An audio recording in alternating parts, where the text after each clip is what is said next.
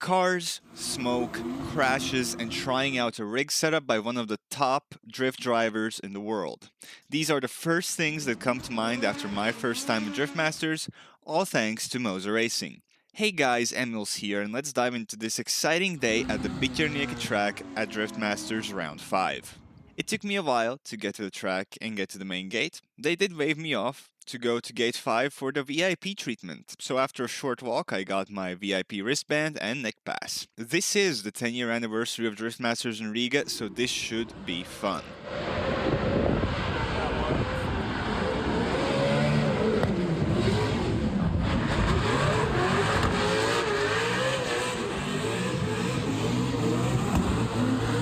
Of course, the first place I visited was the Moza booth, which was packed from the start. You could fill out a survey to get some free goodies, but since one of the questions was what was your experience like at the booth, we had to try out everything first. Well, there were lines. The Formula Sim by E46 Sim was available, so I hopped in and tried my hand at Formula Racing around the Bitjarnik track, which was a lot harder than I expected, and I felt like I don't know how to turn. Probably not feeling the pedals because of my big boots didn't help either, and the very cramped space in the nose, as you can see here. This sim was set up with the R9 wheelbase and the load cell pedals if I remember correctly, and they provided quite the experience where I would feel every time I hit the curb and helped me get around the track. Do you have a racing or drifting sim at home? Let me know your experience in the comments. Afterwards, I had a chat with the Moza personnel and they got me a seat in one of their sims and I was able to see if I am any good at drifting. Turns out I really am not. Though it was still fun to drive and slide around the track, I even got some tips and got at least one actual drift in. These were set up with their R9 V3 base and CS Pro steering wheel, as well as the load cell pedals. A very nice and quality setup. Got my signature at the photo wall, and they let me know that one of the sims was set up by the points leader currently, Pavel Korpowinski, and I have to come back to try his sim later. Meanwhile, I checked out the VIP zone where I had a couple of free drinks available and sat down to watch some of the practice sessions, and doing so, I was starting to understand drifting more and learning to love the smell of burning rubber. Chirpa's car really stood out with that menacing look and red headlights.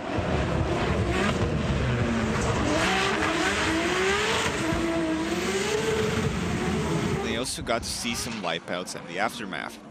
The cleanup crews really work fast, as I will see later in the event as well. The whole vibe in the track was very nice and I explored the area a bit. There was quite a variation of cars on display, some drift and some classics, as well as improvised hood stands. At the Red Bull stand I got to see that I'm a long way away from being as fast as an F1 driver in reaction speed. I didn't miss any, I did get a time of 0.72, if I remember correctly. F1 drivers get closer to 0.2. VIPs also get paddock access, so I made sure to check out what's happening there. A bunch of crews working on their cars, hammering out details, and just preparing for their next runs. Of course, you could also get some merchandise, even Temu branded. Driftmasters even got their own car wash.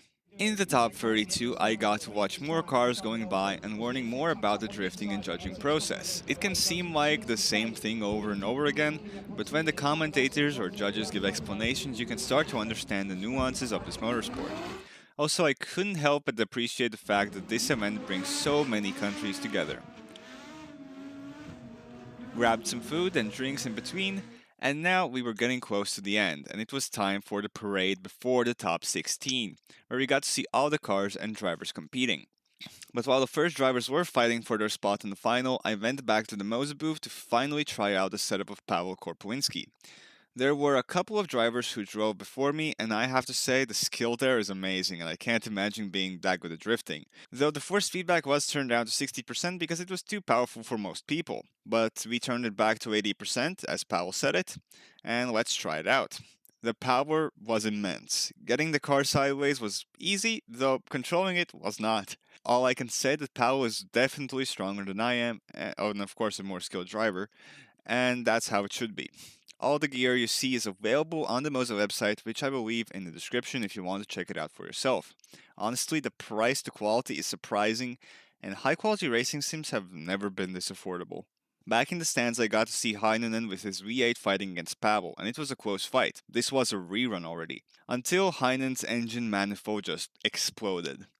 These were the two drivers I was rooting for, so now it was only Pavel, and soon after he got a challenge of his own when he was led off track by Vietzek and spun out in the grass. They did get a rerun, but this time Vietzek looks like lost Pavel and just slammed into the tire wall. Luckily, he was okay, and Pavel moved into the final where he was crowned the king of Riga. I still don't know what happened. Suddenly, out of nowhere, I'm standing on the podium, like the first place. I still don't get it. No, I couldn't be more happy. I just don't know what to say. I'm speechless, out of words. Sorry. Thank you guys for all the support, and I couldn't be more happy to be here. And that's all we need to hear. Pavel Karpolinski, your points leader. This was a very exciting event, and I got to see what the drifting community was all about. So many friendly people, drivers with good sportsmanship. It was a thrill, and by the end, I was already hooked. There are two more rounds left, Germany in August and the final in Poland in September, which both are looking like incredible events to come. This wouldn't have been possible without Moza, so thanks again for giving me the opportunity to be a part of this event and community, and thanks to the very friendly staff for being so accommodating and helping me capture some of these shots. Alright, that's it for me, and I'll see you guys next time. Bye!